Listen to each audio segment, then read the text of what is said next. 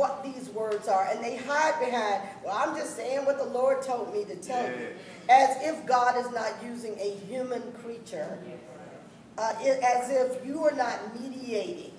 You count, you, this body, you, James, me, Valerie. I'm not going to say it the way you say it. You're not going to say it the way I say it, but we both have a deep responsibility for that first sentence and that last word.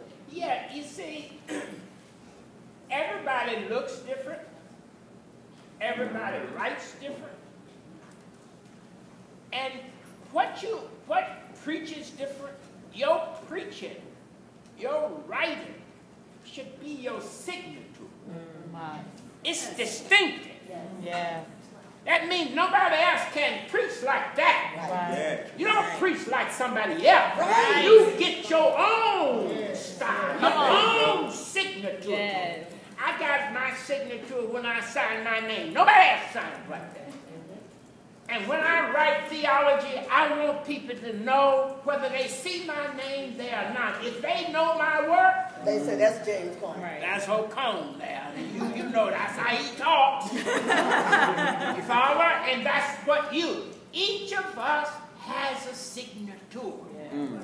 And you want to hone that signature. Right. You want it to be the best. So think of yourself, as you say, as an artist. And you know, an artist, you don't want no imitation. You know, somebody can paint a Mona Lisa, looks just like it, and you can't tell the difference. But it ain't the original. So an imitation won't do.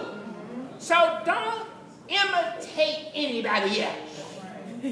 You do it yourself. You know, people talk a lot about plagiarism. Yeah, it's hard when you haven't found your voice. You can plagiarize somebody. But when you have your voice, ain't no plagiarizing. Because somebody else is not writing like that. So I'm just telling you, as a preacher, as a writer, as a student, have your own signature. Right.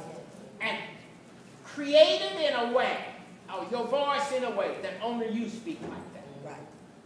So one of the things, so I teach preaching, of course, so one of the things that for me is around that is when I start hearing a lot of cliches, because you've heard so-and-so said it, and then when people start saying the same kind of tropes they've heard other preachers use, I'm trying not to say any of them on tape, but you know what they are. Right. And the sort of repetition, because that's what you've heard, because you're trying to, quote, shout the people or whatever that is. I call it, I said lazy, but I also think it's malpractice. I think it's a kind of misuse of the gift, a way of saying to God, I don't care enough about the fact that you gave me this gift to hone it. No, I agree. I agree 100%. Yeah. I agree. So I want to say this about, so I said it's public theology, but it is with the text, right? So womanist thought is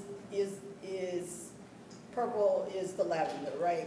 Is the self-naming of African American first, and there are women on the African continent and in South America who identify as womanists, this sort of self-naming of the place where we take very seriously subjectivity, race, class, gender, all these other kinds of interlocking places of privileges and oppression, right? So when I say to students, I want you to take this seriously in all your preaching, and people say things like, well, that ain't in that text. I'm like, but that's your job, is to figure out why. And so, example, where was Sarah's voice when Abraham went up on the mountain? Yeah, that's a very important question. That's a very important question, because the text doesn't say anything about Sarah when Abraham and Isaac were going up that mountain. And I'm a mama, so I'm like, really? Right. I mean, so yes, so that kind of question. Or one could write a sermon just on Sarah and not being in that, having a say about Abraham. Absolutely.